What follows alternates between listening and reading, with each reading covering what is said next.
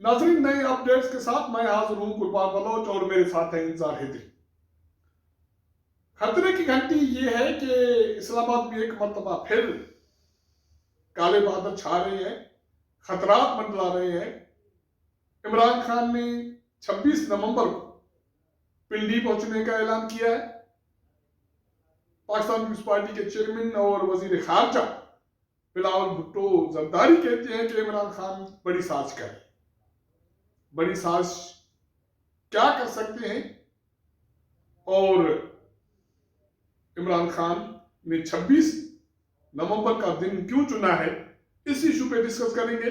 जिन दोस्तों ने मेरा चैनल सब्सक्राइब नहीं किया या नए दोस्त देख रहे हैं तो सब्सक्राइब करें, वॉच करें, शेयर करें। इंसान क्या हो रहा है, बहुत सारी चीजें मेच्योर होकर सामने आ रही थी कि मुशावरत हो गई, नाम आ रहे हैं और 21-22 को अनाउंसमेंट की बात हो रही थी पीर मंगल को। अचानक इमरान खान ने यह ऐलान किया कि वो 26 को पिंडी पहुंचेंगे और उसके बाद इस्लामाबाद की तरफ मार्च की क़यादत करेंगे और मुल्क भर से लोग वहां पहुंचेंगे। उसके बाद फौरी तौर पे बिलावल भुट्टो जरदारी प्रेस कॉन्फ्रेंस करते हैं और उसकी प्रेस कॉन्फ्रेंस में जो कुछ मैंने समझा, मासवाए एक दो चीजों की, बाकी कोई नई चीज नहीं थी कि इमरान खान साजिश कर रहे हैं, उससे मुतालबा करते हैं कि वो लॉन्ग मार्च को मंसूख करे, वो उसको रिव्यू करे, अपील करते हैं, मुतालबा करते हैं, अपील करते हैं। रात को जो बिलावल भुट्टो जरदारी ने प्रेस कॉन्फ्रेंस की है उसमें बहुत सी चीज़ें वाज़ेह हो रही हैं, लेकिन असल बात जो उन्होंने की और अपील की है, देखें उन्होंने इमरान खान से बाकायदा अपील की है कि आप तैनाती के एक हफ्ते बाद आए, फिलहाल आप इसको पोस्टपोन करें। इसका मतलब ये है कि हुकूमत बैक फुट पे गई है। हुकूमत बैक फुट पे गई है, इसलिए गई है कि उसे ये लगता है कि इमरान खान जब यहाँ आएगा उसने यहाँ पे आके बहुत ज़्यादा प्रॉब्लम क्रिएट करना है। एक बड़ा अहम मामला ये है कि एक सवाल आज हुआ है प्रेस कॉन्फ्रेंस में, और वो आज दो प्रेस कॉन्फ्रेंस हुई हुकूमत की, उन दोनों में एक ही सवाल हुआ है। वो सवाल ये हुआ है कि जैसे ही हुकूमत तैनाती करेगी उसके बाद मुल्क में जलाओ घेराव की सूरत हाल जो शुरू हो जाएगी, ऐसी इत्तलात है। बिलावल भुट्टो साहब से भी यही सवाल हुआ, तो उन्होंने कहा मैं ऐसी साजिश की तरफ तवज्जो दिला रहा हूँ सबकी कि ऐसे मत करें। आप अगर समझते हैं कि आप हकीकी आज़ादी के लिए आ रहे हैं, आप जमहूरियत के लिए आ रहे हैं, आप इंतखाबात के लिए आ रहे हैं, या आप इस्लाहात के लिए आ रहे हैं, ये तमाम चीज़ें जो हम सियासतदान हैं, सियासतदान मिलके बैठ के हल कर सकते हैं, लेकिन जो तैनाती होने जा रही है उससे मुतनाज़ा न बनाएं। इंतजार बिलाल साहब ने इमरान खान का नाम लिया, उसको साजिश से जोड़ा, लेकिन उन्होंने 2-4 मरतबा उस बेकर्स का भी जिक्र, बेकर्स का इस्तेमाल किया, लफ्ज का इस्तेमाल किया, आपको याद है। और उसने उस तसलसल की निशानदेही की, साजिश की कि जब हम चेंज ला रहे थे तो मैसेज मिला था कि दस्तबरदार हो जाए, नहीं तो मार्शल लॉ लग जाएगा। उसके बाद असेंबलियां तहलील की गई, वो भी साजिश थी। उसके बाद 25 मई वो भी साजिश थी, अब भी साजिश है। सिर्फ इमरान खान नहीं, उसके बेकर्स भी। तो इसका मतलब है कि बहुत सारी खराबी चल रही है।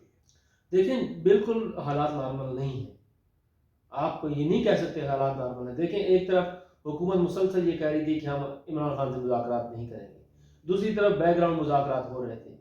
ये कहा जाता है ना कि इमरान खान साहब रात को मुज़ाकरात करते हैं और सुबह इनकार कर देते हैं। असल मसला ये है कि हुकूमत भी रात को मुज़ाकरात कर रही थी।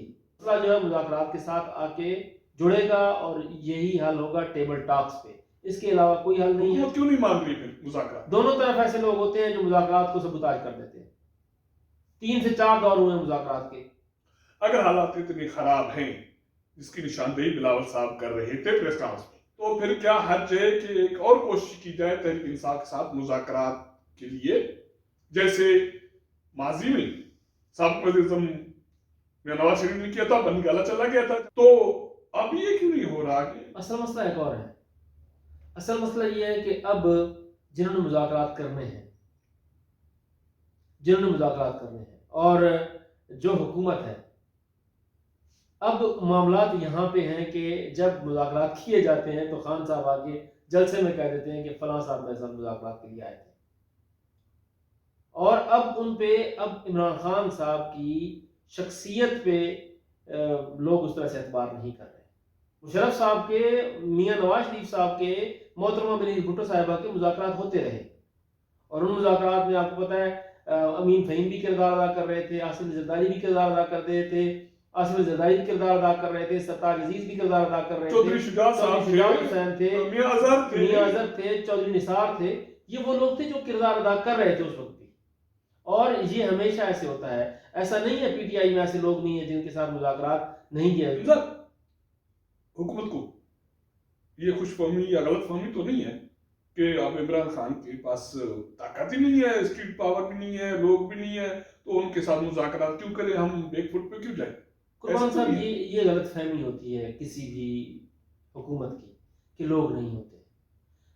سیاسی جماعت کوئی بھی ہو, کوئی بھی آپ کسی چھوٹی سی مذہبی جماعت کو لے لیں یار, لوگ آپ کے ساتھ جڑے ہوتے ہیں. مان لیں کہ عمران خان کا جو 2018 کا الیکشن تھا سلیکٹ کیا گیا, مان لیں, ایک دعویٰ ہے نا, مان لیں کہ ٹھیک ہے ایسا تھا, لیکن مجھے یہ بتائیں 156 سیٹیں تھیں نا, 156 سیٹوں میں 135 سیٹیں تو ان کی ہوں گی نا اپنی.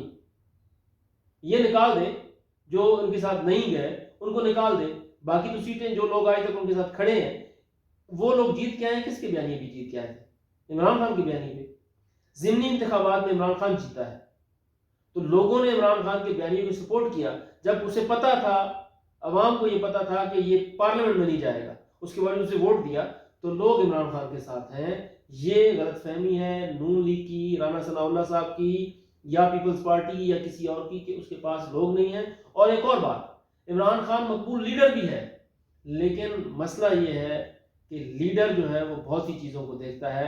وہ صرف اپنا مفاد نہیں دیکھتا, صرف اپنا سیاسی مفاد نہیں دیکھتا, وہ عوام کو بھی دیکھتا ہے اور ملک کی سلامتی کو بھی. بس صرف ایک حل ہے جو میں نے آپ کو پہلے کہا ہے, حکومت کے پاس یہ حل ہے, ابھی کریں مذاکرات, رات کو کریں, کل کریں, پرسوں کریں, ایک ہفتے بعد کریں, مسئلہ مذاکرات سے حل ہوگا, اس کے علاوہ کوئی نہیں ہوگا. اگر آپ یہ سمجھتے ہیں کہ عمران خان سٹیک ہولڈر نہیں ہے تو یہ ہماری اپنی غلطی ہے, یہ ان کی غلطی ہے جو سمجھتے نہیں ہیں. آخری بات, جتنا زیادہ تعیناتی کے معاملے کو لٹکائیں گے حکومت اتنی زیادہ پھنستی جائے گی اور مسائل اتنے زیادہ بڑھتے جائیں گے. تو آپ سمجھتے ہیں کہ اگر 20 کو 21 کو یہ تعیناتی نہیں ہوتی اور 26 کو عمران خان یہاں آ جاتے ہیں تو ملک خطرے میں ہے؟ میرے خیال سے نظام خطرے میں ہوگا. تو ناظرین, جو نئی سیاسی صورتحال بنی ہے اس سے یہ لگ رہا ہے کہ ایک مرتبہ پھر اس موجودہ نظام پر, جمہوری حکمرانی پر, اس ملک پر کالے بادل منڈلا رہے ہیں. 26 نومبر سے پہلے حکومت کیا کرتی ہے اور 26 کے بعد عمران خان کیا کرتے ہیں, یہ فیصلہ کن مرحلہ ہوگا ملک کے لیے, عوام کے لیے, ہمارے اداروں کے لیے. اور انذار حیدری کہتے ہیں کہ حل یہ ہے کہ اتحادی حکومت ہر صورت میں عمران خان سے مذاکرات کرے. آپ کے ساتھ ملاقات کریں گے اگلے پروگرام میں, تب تک اجازت دیجیے گا. اللہ حافظ.